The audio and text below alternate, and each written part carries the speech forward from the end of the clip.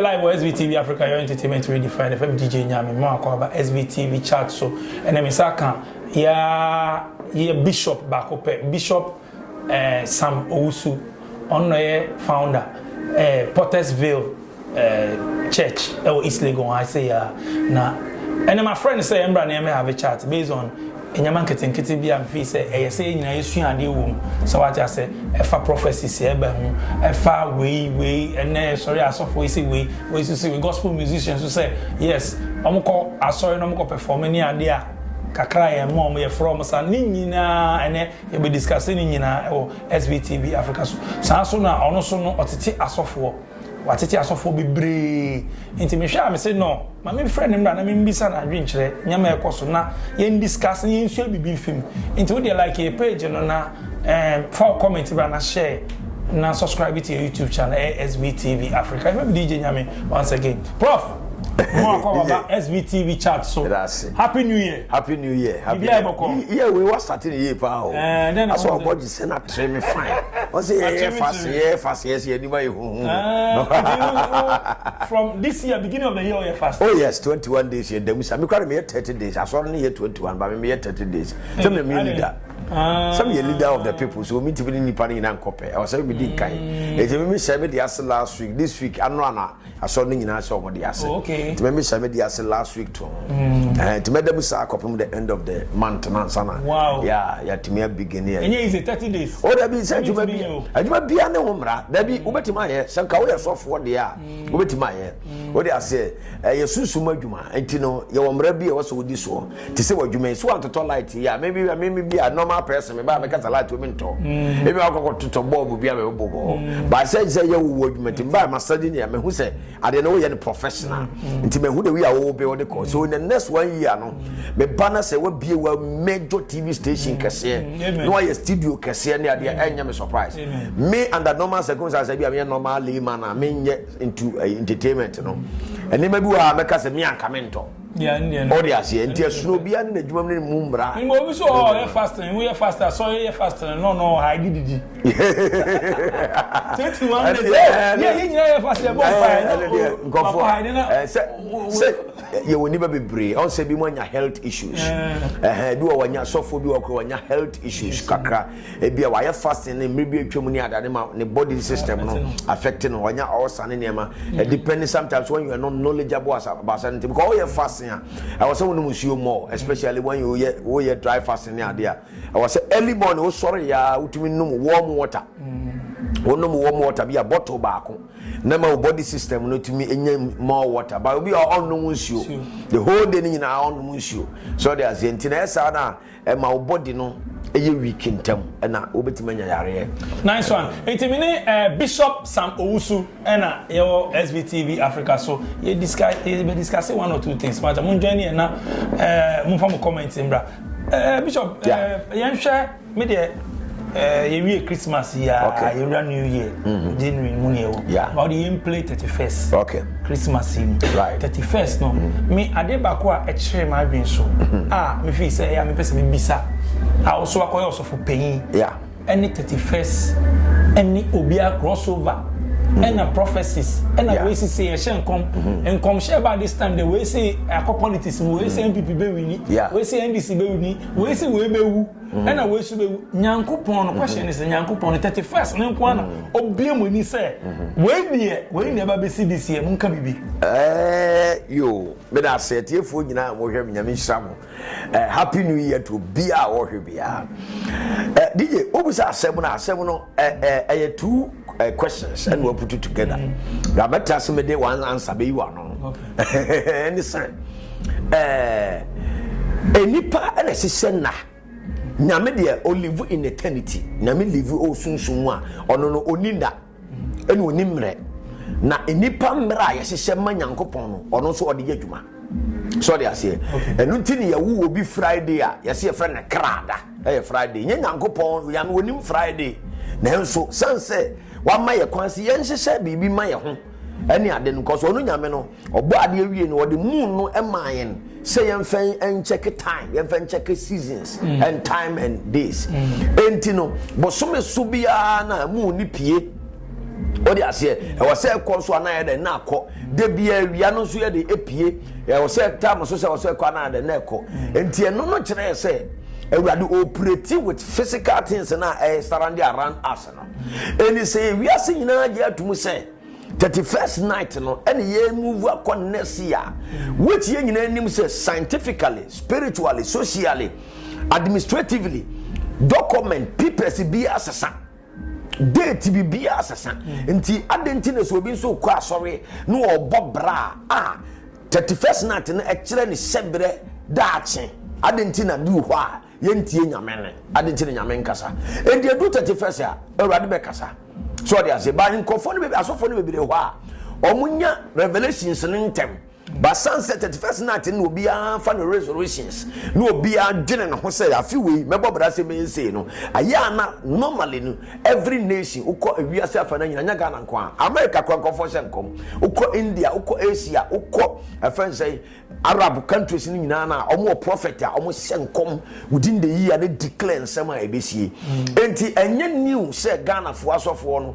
edu year 31st night a ye se nkom enye new tena baso sisi a dada nyina tete nyina even Bible mu kra no na ho afi bia no sa ade e ba ba chema wako next year na omu nyina akusia emawu ade de to omanim afi no de de omanim a wo se omu ye den omu bo ho bra enti enye story bia ehu se 31st night na asofo nyina ye nkom da bi because da bibia sasa enti no se no so sasa enye problem wakoye osofo pani a otete asofo ni ade bibisa se ebia wo kira asofo ade ni ade se ohun prophecy bi ana nyankopon yi ade bi kira wa na ohun sa ade we se ade we asimasi ade beto no na asimasi bi be na then se wo ye you kwa hudo bebre so if to deliver prophecies what they are saying the major one no e say o announce because prophecy the word prophecy means announce it means speak forth it means talk aloud and the prophecy na nkasa no enye enseda nye private more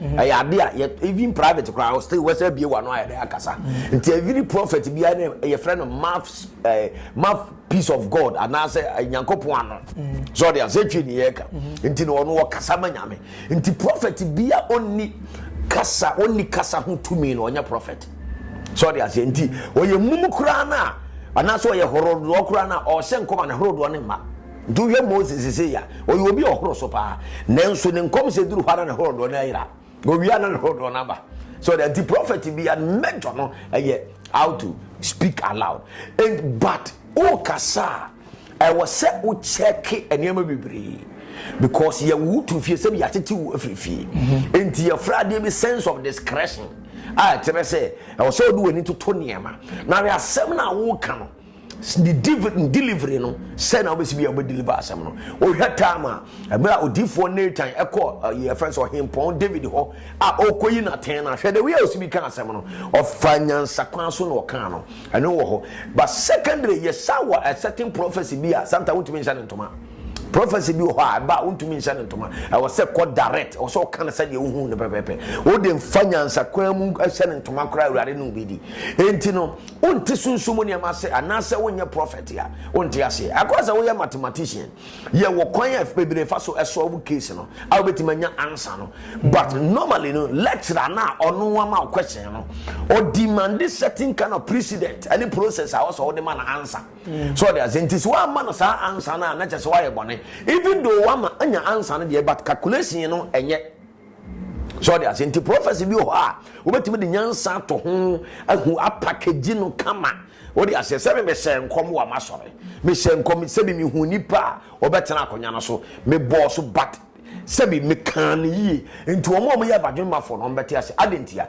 because safuna ye wo mu no aya na nye political party back open na ya na omo ho there are different kind of political people are omo wa sorry them so they are especially when you have stand as a neutral prophet any ade ye won crofobia ho a politically and say by biasly no nyamia na omo adomu a omo so do omo adom no etai political party bi achi you can't you into one no who ade ma sa political party no into want to me enye den end din atem say ono de wogina ma bi achi there be no so no de no so they say obi a prophet for the family the busuam kon no say nkom ma ono so they say obi one so the prophetic no or the chere book owu an prophetic na ode to nwom adua na adua tenasia na nwom ba na ode ato no the prophetic na different bebre obi prophetic ode yeka apo ye apostle bi okurom hase a ono wa ya apostle nyame afre no okoda so da ya yen hu abeifo na yehu sunsunfi ani political party obi bi ni no ono no wo hu ka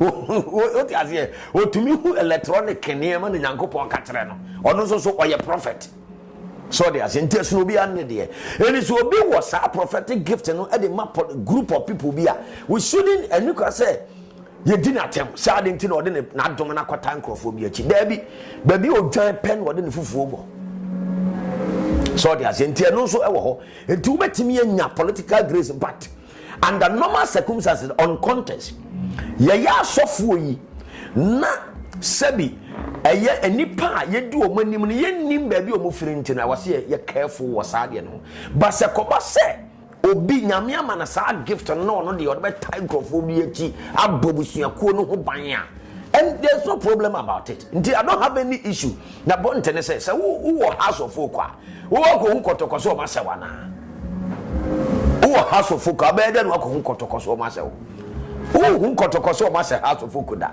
de bia be hu se house of folk ase what you say tunu no ho so they say na do ho kotokono so there is no way obi hu se o ma house of folk kura ase na kura na obedane ade no atu o mo fo se mi hu se kofo no mo ya so ntimu mo mani nya dai emre ne ani mi bre aye be ade e ba bia o interest one sometimes e kasa but em say a problem kakra say yenya more neutral prophets omu kasa in different kind of dimensions say edum ne bi okasa em say recently near bishop Selfo Amako Archbishop Selfo Amako kan enye nne no wo sem kom afa political yi ho serve every year bia minim say Archbishop Selfo Amako sem kom fa political yi ho a ono oye very very neutral person e bia this year na nkofo be tag ne say ode obia ya bempa aye obia ono de by publicly ojina ne nkrofo bi achi na so what one obi oka so on time this for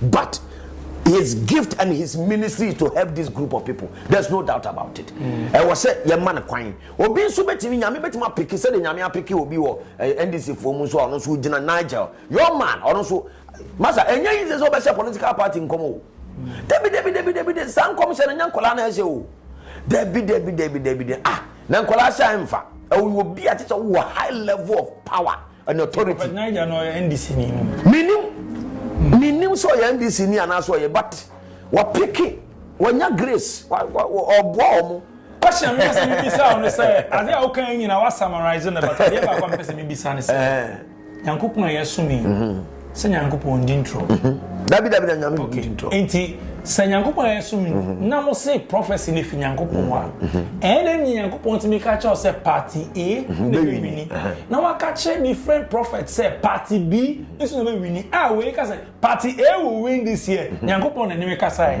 another prophet say yes Nyankopon na me ka say party B na me ka say e be wini Identity. Medin kan also medin kan summarize actually say be we free one Nyankopon ho na me question me bi say ebetimi free one Nyankopon ebetimi ebetimi free one Nyankopon ho na say it is a me ma kasem say me obi say masem ma me wia no hwe Onyankopon ene hye nkom say Israel for me dem kom asase papa so makwa kodide sa nyame na kan ya meboa but the same nyame no omukọ no omubraye nyame anka details na nkyere omo so they say odefo bi betimi abehye nkom se nyame se na another defo so abeka abehye nkom se nyame se ne nyina nyame se the only thing that you betimi dey available is at the end of the day but at the end of the day nyame nye confused but ebe say ogu Nyankopon fi David say o ka che say yin so odefo na sem ne bamu a odefo na sem ne bamu a and you may who say Nyame kasa because Nyame kasa no obi en na ho obi dey claim enti me person me claim ne de obi enti me body team say Nyankopon na kasa ba Nyankopon ne nkasa obi nya dan obi so betimi aba out say yes obi Nyankopon ne nkasa David Nyame ne kasa ma me nkyira de mu nkyira hwe DJ so we a prophet we a prophet Nyame ama certain to me bia one kasa sometimes by your friend predictions. One kasa will to me about me predict many a times in quote and in quote. What I say many a times. Sa ye kasa nyamia kachere me no. Ye predictions. Ye me say. Ubetima kama nyame. Elijah can be my nyankopon. Elijah kachere nsuo se me nsuo nto. E me nsuo anto. Abraham nyame nkan kachere se mo nsuo nto. Sorry I say. Wo hwe Yesu miracles we bro yeah. Yesu timi kachere nipa ko soro nante. Wakobo nyame amane. Ultimately, there is a certain authority in power, but your delivery no nekano, and I na kwese. It be a mistake akrabi yabem because ye were decent and you won't come difference room. A decent and you won't come a decent ye dear treme. And come say a me semanabem and come say free yanko a bit me free yame a bit me free wo. A this seven so bet me free nyankopon e bet me free wo bet me free bonsam bet me yibi a kyerɛw wa honhom so bet me honhom bi wo mu a woda on say wo de wutumi so da ye so wonya nya sofo a wo de ase kura na wotumi so da ye mbo a honhom bi ti wo mu a etimi konya information etimi koyi ne madi obi wo kwa boy bi wa ne yadwuma mu so ye ne bi ti wo so da ye no wo so de sika bi a sha na ayi adi a kyerɛw na nyame ama wo hunu enti e wadi isem wo ho eno no timiba ene e wo enkom hye ne me hyade ne manaba ho ebi betima ba se enkom hye ne betima ba se nyame nkan ba me metima hye metima ka cho se gube ye obeyi o papa betima hye wonkom aka che o man nyina nipa be 10 no afre ba ko pese wo me ba we ne be hwe me ampa mo maka nyina be dere e enkom hye di nyame timi ma nipa hye nkom nipa na nkasa ne authority ne ne level wadu osunsum no so otumi hye nkom oti ase anu nyina wo ho na ye nti ase no na ya ne so awo niam bebre mu ye nim ase e adifo obi ye sofo ba ye nim sa teachings we aso ye nyi asofo bebre omo ye teachers of the prophetic aw metre ye adifo se mo no enwuma no mu nsam amanya te ase se sa ne ma wo nyina wo ho so de ase enti no metimi a discover me metimi atana se aka tere nyankopon se awrade me pese me hu bibi efa sa group of people we nyam betimi ayi a kire me na wo da ho nso kra a wo mfere nyame onka he ono anso betimi abefa honhom se bra me nko kire wade no aka bibi a kire wo so de ase na wo hwe nkom se na ba ye nyina na there is a condition on all the prophecy. In other words no na nkom se no enye final nkom se nyina anya final nti utumi conclude the free nyankopon de free nyame because obi ase nkom se MPP be wi ni no o kan se so ho bayi no mo ho ya adwuma de a because nkom se no sofo bi no o kan se because of mo be wi ni nti mo nye campaign mo nko ba bia obi a motivate o mo se o mo nya adwuma nti sha spiritually no it's a conditional cross prophecy enya verbatim say NDC be wini nti mo nkoto aba na kora still nyankopon so do mesi so ba me ba prof ade wa o che ye ne esu ando share live SBTV Africa many prophet Sam Owusu Pottersville Church omo East Legon na me bisa say sa nyama we sa prophecy nyama we kan and confusion over any confusion by intem in terms of me who yeah we neighbor any confusion ever confusion e be confused to the people among tiase e be tima ye pa na se adifo mienu a mo nyina claim so mo firi nyankopon a ye nyina nim so mo evidence of testimonies a ma bia se nkom bi manaba mpe do se NDC ni no akabi manafa do kan MPP so akabi manafa na so mo mienu nyina e se nkoma e kire sign bi e ma ye di for your spiritual researchers say there is a spiritual confusion.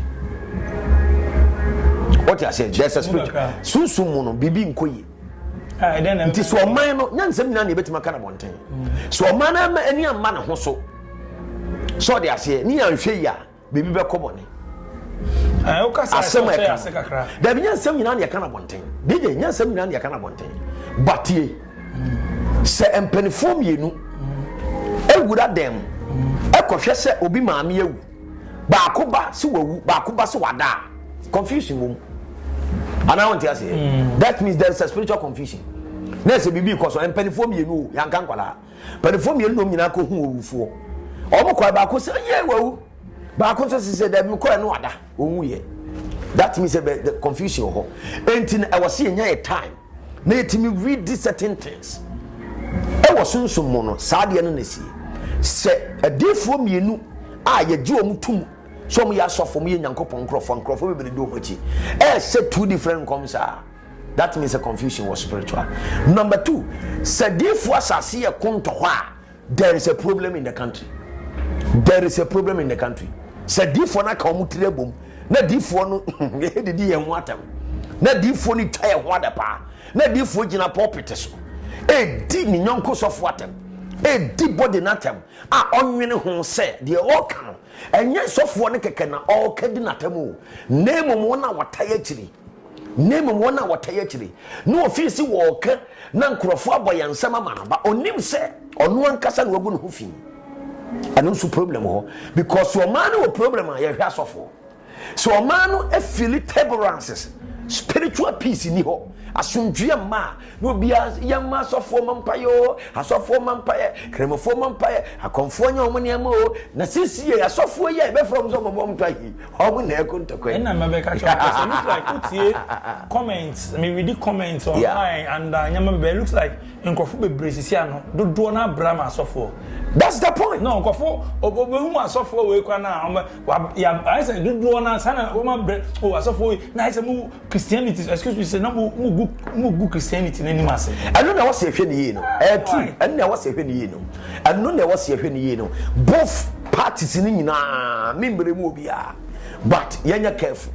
The okasa ye any reply no. Ya hwe ni yi a by the time I beti ni beti no.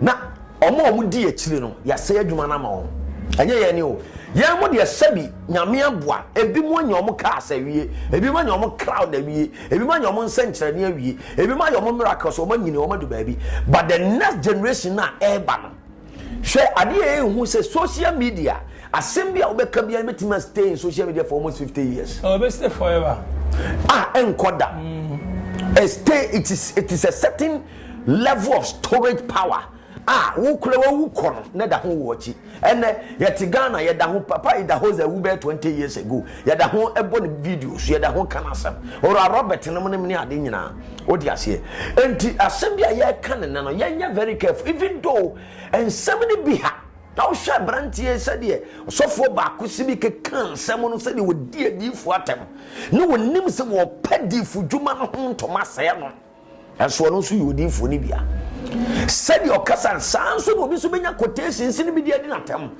eni kwanse kakoba na sa ankoye na me papa na mo so chew so fo mpenefo no so chew pa bo mo ni because yeah papa prophet Oduro kan ne de na yeah papa Bishop Salifu on so be ka so Bishop Salifu but me ba insanu mi asem ya asofo no bi mo bas we are to marry insan omo ba hia mo preach ya me said that nim sa de emu so timi hye me said that nim e ba betima ye no kre sa tieni o nyame frɛ no nyame frɛ wo a na nkyerɛ sɛ wo character no atu akoyera wo so baby yetete wo no it has something to do with your demeanor and with your lifestyle today baby a wo free baby yetete wo obi wo ha ye wo no streets or you street boy what you say watena bonten an wanyini wa beye nyame adwuma but still masa